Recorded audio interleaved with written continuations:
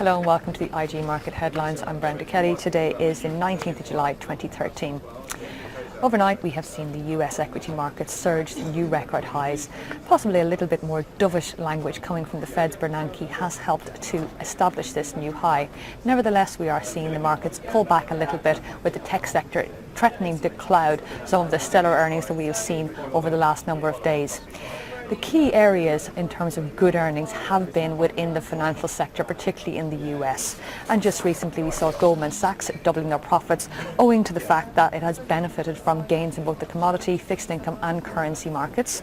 Citigroup's profits have increased by 42%, JP Morgan by 31% and Wells Fargo by 20%.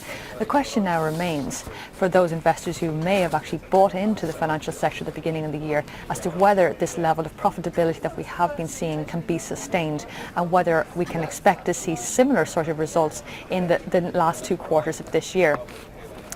Several items have driven this profitability. And a lot of that will be down to cost cutting from the US banks in particular, and you have to question whether or not this can become counterproductive the longer it goes on. Similarly so, a lot of the banks have become a little bit more strict as to who they lend to, and of course they will impact their profitability and of their revenue as well, as the lower the loan rate that they make, the less money they actually earn. Also, in terms of the consumer market, we have seen a big decrease in that particular level. Investment banks, different story altogether, but certainly for a country that depends so much on consumer spending, this is not necessarily a good way to go.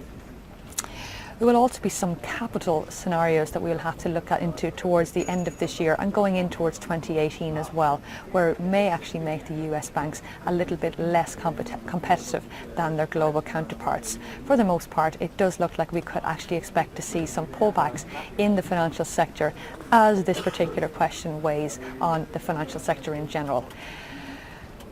For more information, log on to IG.com.